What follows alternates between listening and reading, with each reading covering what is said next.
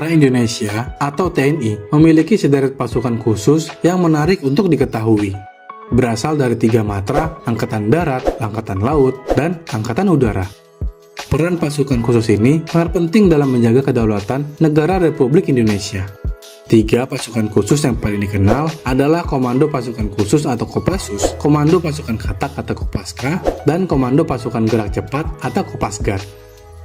Kopassus yang sering disebut dengan Korps Baret Merah adalah salah satu pasukan elit TNI Angkatan Darat. Dibentuk pada 16 April 1952. Kopassus memiliki sejarah panjang dan berperan penting dalam berbagai operasi strategis. Kopassus terkenal dengan kemampuannya dalam operasi komando, operasi Sandi Yuda, dan operasi penanggulangan teror. Ciri khas Kopassus adalah baret merah, pisau komando, dan seragam loreng merah.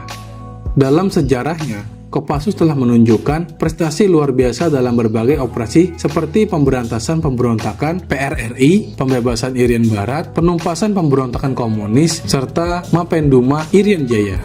Kopassus dipimpin oleh seorang komando jenderal atau Danjen berpangkat Mayor Jenderal Bintang 2. Kopaska adalah pasukan elit TNI Angkatan Laut yang memiliki semboyan Tanhana Wigna Tansirna, yang berarti tidak ada rintangan yang tidak dapat diatasi.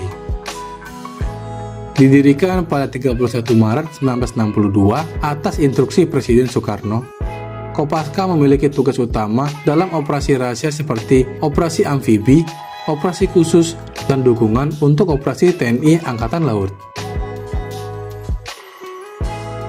Pasukan ini juga bertanggung jawab atas demolisi bawah air, sabotase kapal lawan dan pangkalan musuh, serta pengintaian dan operasi anti-teror di laut. Kopaska berkedudukan langsung di bawah Komando Armada atau Koarmada dan bertanggung jawab kepada Kepala Staf Angkatan Laut atau Kasal. Anggotanya dipilih dari personel terbaik Angkatan Laut dan harus melalui pendidikan yang sangat ketat dan juga menantang.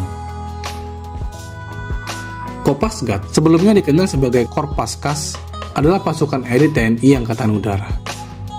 Kopasgat adalah pasukan elit TNI Angkatan Udara yang dibentuk pada 17 Oktober 1947. Kopasgat merupakan satuan tempur darat dengan kemampuan 3 matra, yaitu udara, laut, dan darat. Setiap anggota Kopasgat harus memiliki kualifikasi para komando atau parako dan kemampuan khusus sesuai spesialisasi kematraudaraan. Kopasgat berperan dalam operasi pembentukan dan pengoperasian pangkalan udara depan, yang mencakup merebut dan mempertahankan pangkalan udara serta menyiapkan pendaratan pesawat dan penerjunan pasukan. Selain itu, Kopasgat juga bertanggung jawab atas operasi pertahanan objek strategis Angkatan Udara dan operasi khusus Matra Udara. Pasukan ini dipimpin oleh seorang Marsikal Muda Bintang 2. Selain 3 pasukan di atas, TNI juga memiliki Komando Operasi Khusus yang baru diresmikan pada 2019 berdasarkan Peraturan Presiden Nomor 42 Tahun 2019. Kopsus bertugas menyelenggarakan operasi khusus yang memerlukan kecepatan dan keberhasilan tinggi untuk menyelamatkan kepentingan nasional. Tugasnya mencakup 80% kegiatan intelijen atau pengawasan jarak dekat dan 20% penindakan. Ketiga angkatan ini memiliki berbagai korps dan kecabangan yang masing-masing memiliki peran khusus dengan struktur yang kompleks dan beragam ini. TNI memastikan bahwa setiap aspek pertahanan negara terpenuhi secara efektif. Berikut adalah cabang korps TNI Angkatan Darat. Pertama, Korps Infanteri adalah satuan tempur terbesar dalam persenjataan ringan yang dilatih untuk serangan jarak dekat. Dipimpin oleh Letnan Jenderal dan berada di pusat kesenjataan infanteri. Satuan ini menggunakan baret hijau. 2. Korps Kavaleri adalah pasukan bantuan tempur yang mampu bergerak cepat dan berfungsi sebagai penyerang kejut atau pendobrak bagi infanteri. Pasukan berbaret hitam ini dipimpin oleh Mayor Jenderal dan berada di bawah pusat persenjataan kavaleri. 3. Korps Artileri Medan adalah satuan senjata berat yang berperan membantu infanteri dengan dukungan tembakan jarak jauh. Pasukan berbaret coklat ini dipimpin oleh Mayor Jenderal dan berada di bawah pusat senjataan Artileri Medan. Korps Artileri Pertahanan Udara atau Arhanud bertugas mengamankan objek darat dari serangan udara. Pasukan berbaret coklat ini dipimpin oleh Mayor Jenderal dan berada di bawah pusat senjataan artileri pertahanan udara.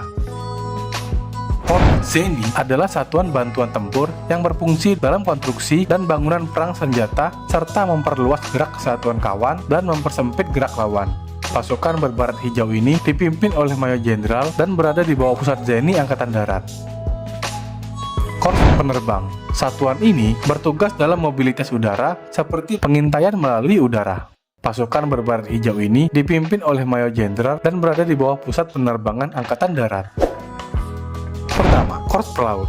Terdiri dari kejuruan-kejuruan seperti bahari, navigasi, komunikasi, telegrafi, dan demolisi. Korps Marinir. Satuan tempur yang dilatih untuk peperangan dengan kemampuan menembak dan pengetahuan persenjataan. Terdiri dari intai amfibi, infanteri, artileri, perbekalan dan peralatan. Korps Teknik bertugas di bidang perbaikan dan peralatan kapal serta memiliki kemampuan administrasi dan logistik. Terdiri dari kejuruan teknik mesin, teknik diesel, dan teknik angkutan. 4. Korps Elektronika menguasai pertahanan bidang senjata dan elektronika serta administrasi dan logistik. Terdiri dari kejuruan elektronika deteksi, elektronika komunikasi, senjata dan amunisi, dan elektronika teknik komputer.